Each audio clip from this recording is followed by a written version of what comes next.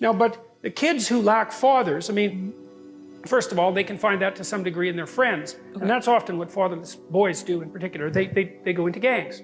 And they generate the missing masculinity in the gang. Well, that's not so good because, like, what the hell do they know? Yeah. They don't know anything, right? They're just stupid kids, and they're like 15 years old and their testosterone is pumping and they're trying to get the hell away from their mother, which is what they're supposed to do.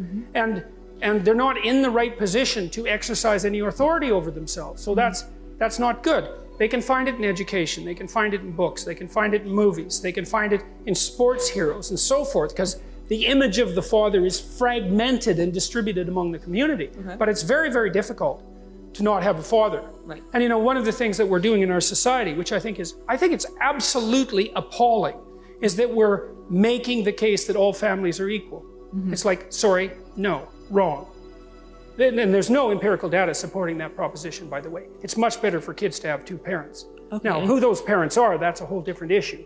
I think it's the same issue, you know, I mean, I think that another danger that emerges, and this is Freud's, of course, famous observation, is that, you know, if there's mom and child, or father and child, that relationship can get a little closer than it should. Okay. And then the lines get blurry and mixed. And I'm not saying that that happens to everyone, obviously, but it's still a danger that's inherent in the situation. They're thrust together too tightly without sufficient resources. Okay. And so the responsibility has to be distributed more. And like, I really do think that it's the sign of the degeneration of a society when single parenthood becomes anything approximating the norm. It's not a good idea. And part of the reason I believe that, and I think this has to do with the overwhelming selfishness of modern life, is that marriage isn't for the people who are married. It's for the children, obviously. And like, if you can't handle that, grow the hell up. It's a hell of a thing not to have the confidence of your father. It's really, really hard on people.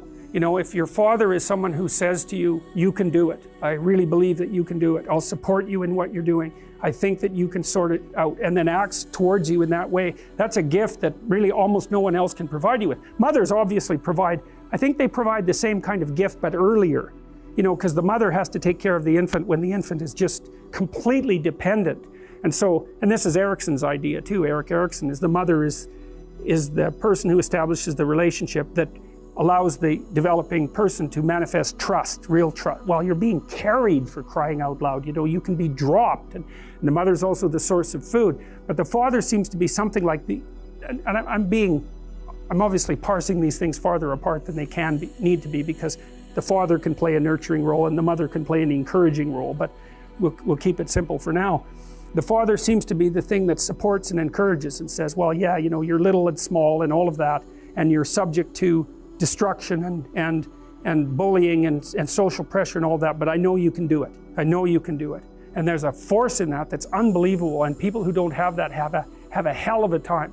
It's actually one of the things that's quite fun about doing psychotherapy, because you get people who have damaged father figures. So the father is an encouraging figure and allows the individual, at least in principle, to support the catastrophe of being voluntarily. And I believe this, like, 'cause one of the things I've noticed about kids who are, let's say, neurologically intact, there's lots of reasons why people can develop psychological disorders, and some of them are physical. But imagine that you take a child who's physically healthy and you put them in a given environment. My intuition has been that a child needs to have at least one positive role model within imitation distance. Now, sometimes he or she can sort of piece that together fragmentarily also from popular media images, you know, the images of the heroes in movies and so on, but it's really helpful to have at least one person in your immediate environment who is manifesting the pattern that characterizes individual success. And so maybe it's something like, if that positive role model isn't there, then the easiest default is to a victimized group identity, you know, of secondary gains.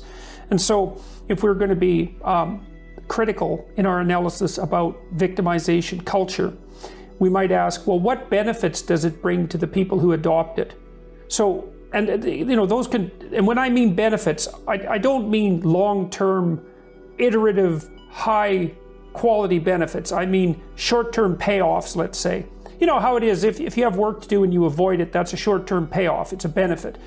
And because you don't have to do the work. Now, there's a medium to long-term cost, but I'm very curious about the element of victimization culture that justifies, I think antisocial and avoidant behavior is probably the right way of putting it. Now, you know, where I grew up in a working class community, and I had friends and associates who ranged from, you know, pretty decent kids to pretty solidly planted in the delinquent camp. And generally the more delinquent types had a whole handful of rationalizations for their behavior. And it's very dangerous to have those rationalizations at hand, because most forms of antisocial behavior, or avoidant behavior for that matter, are very bad medium to long-term strategies. Because if your father rejects you or doesn't form a relationship with you, it's as if the spirit of civilization has left you outside the walls as of little worth. It's very difficult for people to recover from that.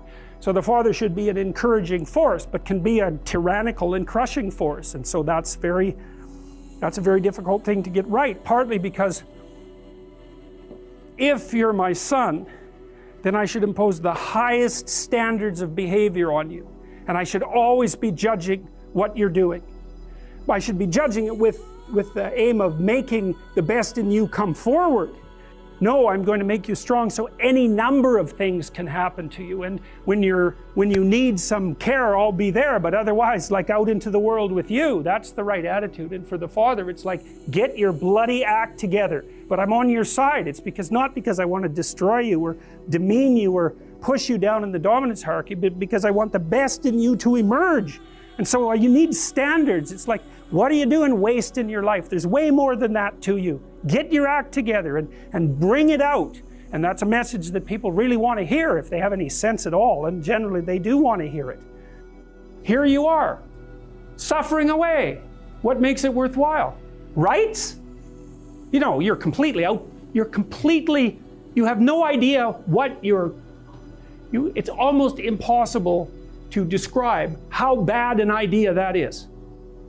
Responsibility. That's what gives life meaning. It's like lift a load. Then you can tolerate yourself, right? Because look, you're useless, easily hurt, easily killed. Why should you have any self-respect? That's the story of the fall. Pick something up and carry it. Make it heavy enough so that you can think, yeah, well, useless as I am, at least I could move that from there to there. This responsibility thing, that's a whole new order of this, is that young men are so hungry for that, it is unbelievable. And the thing is, for men, there's nothing but responsibility.